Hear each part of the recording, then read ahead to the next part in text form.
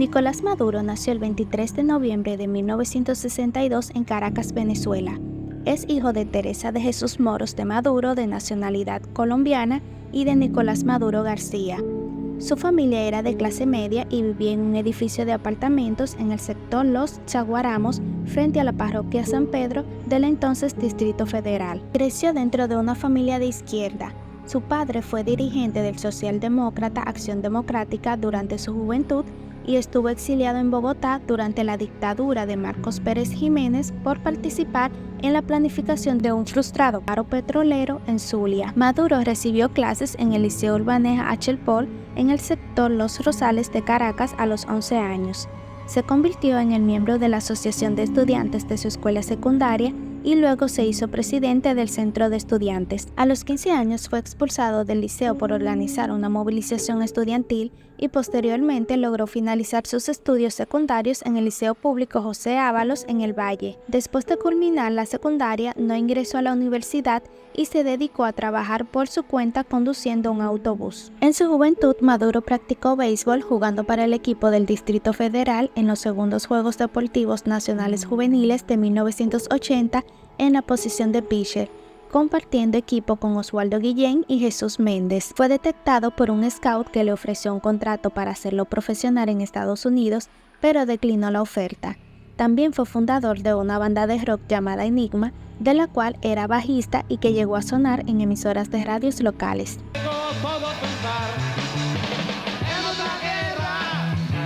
El 9 de junio de 1988 contrajo matrimonio con Adriana Guerra Angulo y el 21 de junio de 1990 nace su único hijo, Nicolás Maduro Guerra. Dicho matrimonio duró hasta 1994. Religión. Maduro fue criado como católico y su ascendencia familiar paterna es de origen judío sefardí provenientes de Curazao. En 2012 se informó que Maduro era seguidor del gurú indio Sathya Sai Baba. Sin embargo, Maduro se declara católico haciendo referencia a Cristo, comparándolo con Chávez en algunos discursos. Y si nuestro comandante Chávez ha sido bautizado el Cristo Redentor de los pobres de América, nosotros somos sus apóstoles y nos vamos a convertir en los protectores y redentores también de esos pobres, de los humildes. Carrera política. Maduro ingresó en la Liga Socialista y dentro del partido llegó a ser miembro del Comité Nacional y del Comité Regional de Caracas. Luego, durante los años 1986 y 1987, cursó estudios en la Escuela Cubana de Formación de Cuadros Políticos de Izquierdas Ñico López,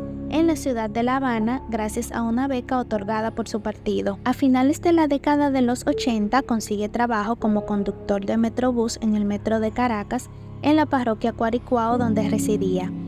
Durante su labor como conductor pasa a ser un sindicalista no oficial que representaba a conductores de autobuses del metro de Caracas y posteriormente sería fundador del Sindicato de Trabajadores del Metro de Caracas, Citrameca. Maduro se convirtió en seguidor de Hugo Chávez luego del primer intento golpe de Estado de Venezuela contra el gobierno de Acción Democrática del presidente Carlos Andrés Pérez en 1992, a través del Movimiento Bolivariano Revolucionario 200, fundado por Chávez en la década de 1980.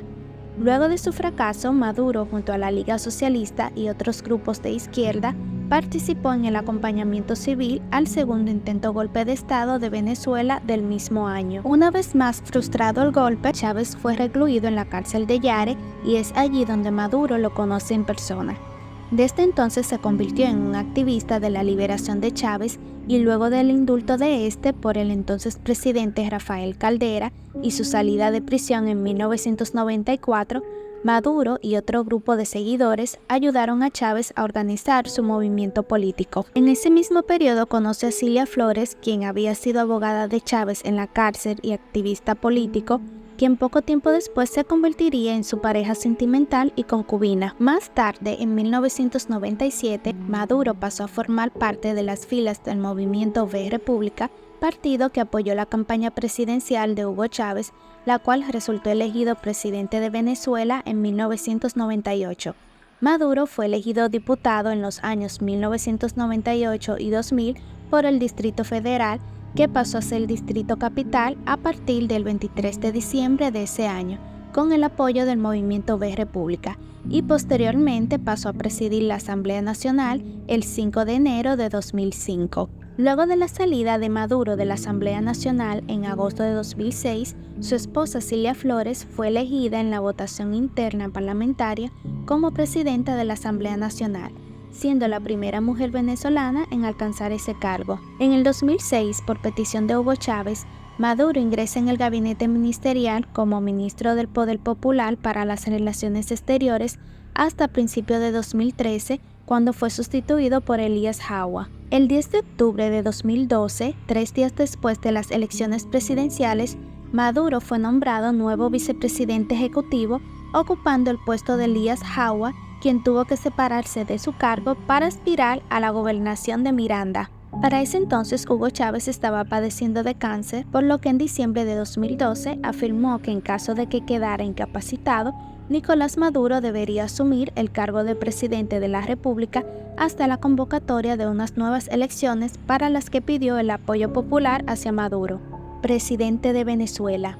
Debido al padecimiento que tenía Hugo Chávez, este no pudo juramentarse en su cuarto mandato y falleció el 5 de marzo de 2013, asumiendo Maduro el cargo de presidente encargado de Venezuela hasta la celebración de las elecciones presidenciales. Esto causó revuelo entre algunos medios nacionales e internacionales, pues expresaron sus dudas sobre la presidencia de Maduro, ya que según su interpretación del artículo 233 de la Constitución venezolana, tendría que haber sido el presidente de la Asamblea Nacional el que asumiera la presidencia de la República al producirse la falta absoluta del mismo antes de la toma de posesión.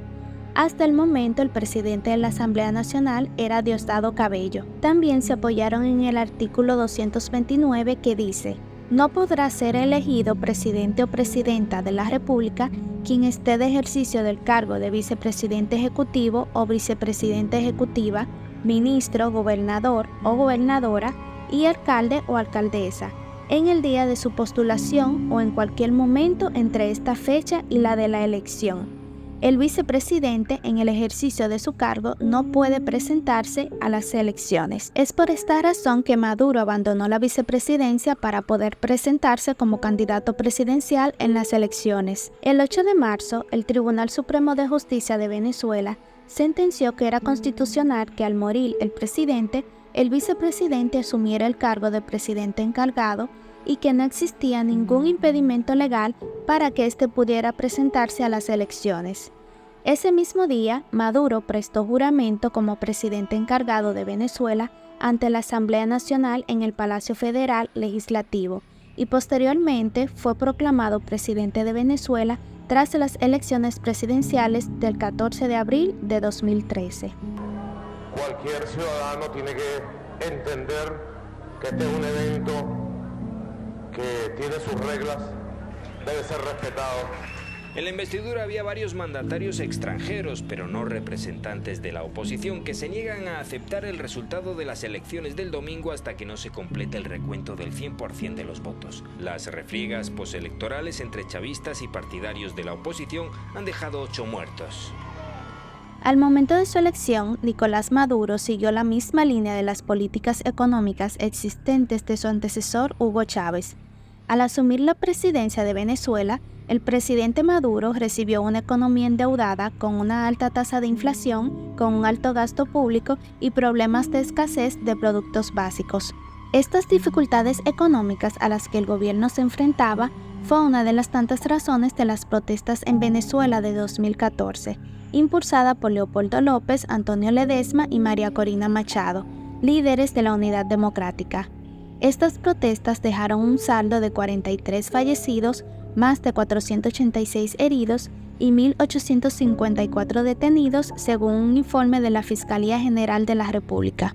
En agosto de 2014, Venezuela encabezó el índice de miseria mundial, que se basa en la inflación, el desempleo y otros factores económicos.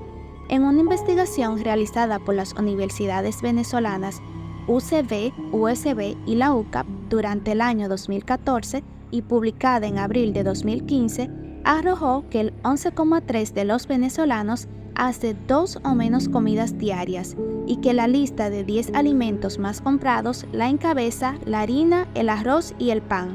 El huevo desapareció de la dieta clásica del venezolano. En 2016, Maduro lanzó el programa de los Comités Locales de Abastecimiento y Producción, CLAP, creado para distribuir paquetes de alimentos subsidiados. Este programa ha estado sujeto a controversias por denuncias de corrupción, de uso político y de aumento de precios sin previo aviso. También se creó el Carnet de la Patria, un documento de identidad con código QR que permite al gobierno conocer el estatus socioeconómico de la población y agilizar el sistema de las misiones bolivarianas y el de los CLAP. El uso del carnet ha sido objeto de denuncias como posible método de control social y la compra de votos durante las elecciones. En ese mismo año 2016, el presidente Nicolás Maduro anunció el aumento de la gasolina y en agosto de 2018 el gobierno lanzó un nuevo paquete económico consistente en la creación de una nueva moneda, el bolívar soberano, un incremento del salario mínimo y un aumento del impuesto al valor agregado. La tasa de inflación llegó a 130% anual en 2018, siendo Venezuela el único país en el mundo sufriendo una hiperinflación. La dirección tomada por el gobierno llevó al país a su crisis económica más larga, con un resultado de 4 años de hiperinflación y 7 años de recesión.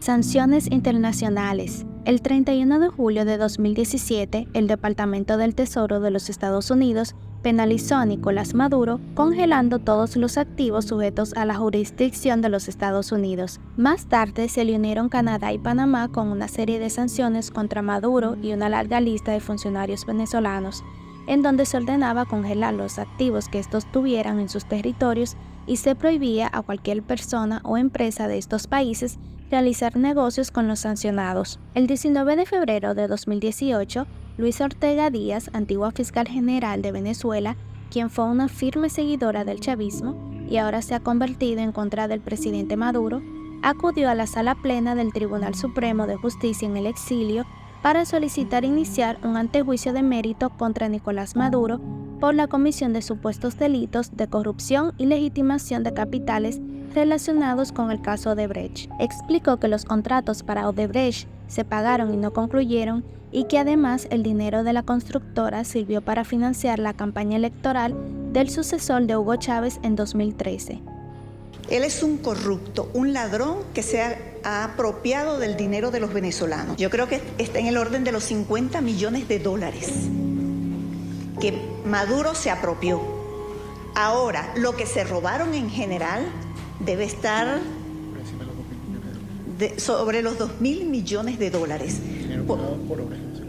Por obras que ni siquiera están construidas. El 29 de octubre, el Tribunal Supremo de Justicia en el exilio emite sentencia definitiva contra Nicolás Maduro a 18 años y 3 meses de cárcel por corrupción y legitimación de capitales al obtener altas sumas de dinero a través de contratos ilícitos con la constructora brasileña Odebrecht. En tanto, el defensor de Maduro, Andrés Felipe Lindo, dijo que esta condena penal no tiene validez, pues no se puede pretender que el imputado sea condenado por los contratos que nunca firmó y en los cuales el deber de vigilancia de dichas obras no recaía sobre la presidencia de la República directamente. Aún así, los magistrados insistieron en su petición para que la Interpol emita una circular roja contra el líder venezolano y el 26 de marzo de 2020, el fiscal general de los Estados Unidos, William Barr, anunció cargos de narcoterrorismo, lavado de dinero y corrupción contra Nicolás Maduro y otros miembros del gobierno venezolano,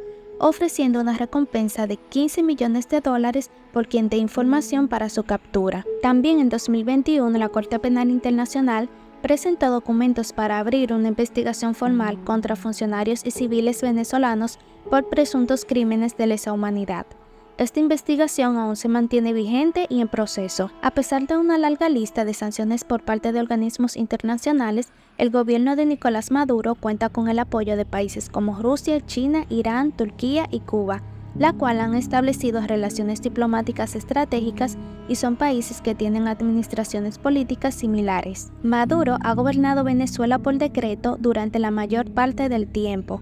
Ha sido señalado como autoritario y dictador.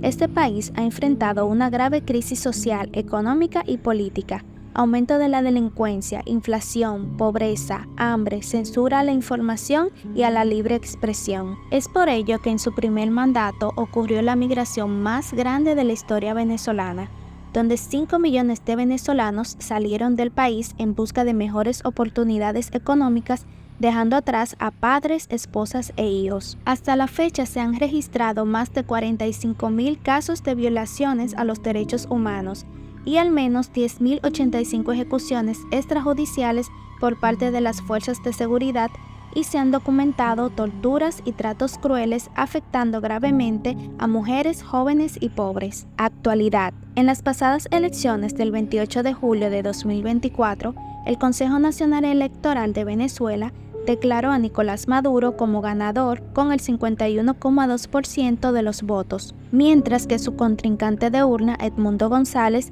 del partido MUD, obtuvo el 44,2%. Este sería el tercer mandato que el gobernante gana de manera irregular. Se presume que fueron unas elecciones fraudulentas y algunos sospechan que hubo manipulación de resultados. El partido opositor, encabezado por Edmundo González y María Corina Machado, incluyendo algunos países como Estados Unidos, Argentina, Canadá, República Dominicana, El Salvador, entre otros, han exigido que se revelen las actas de votación, mientras que las manifestaciones de los ciudadanos no se hicieron esperar. La mayoría del pueblo venezolano ha mostrado su desacuerdo con los resultados y se han tirado a las calles en protestas que hasta la fecha han dejado un saldo de 11 muertos y más de 2.000 personas arrestadas. El pueblo venezolano se cansó de tanta opresión. Confían en que la tiranía y la dictadura por fin cesen en su nación y puedan ser lo que siempre han soñado: libres e independientes. Que la Venezuela en donde nacimos y crecimos regrese, Señor, y que sea mucho mejor que la Venezuela que hemos tenido en los últimos tiempos, Padre amado. Venimos a adorarte a ti, Señor, y nos postramos delante de ti. Nos postramos delante de ti porque no hay persona a la que no podamos. No hay nada ni nadie en el mundo que pueda hacerlo cambiar, sino tú, Señor. Solamente tú eres quien puede hacerlo.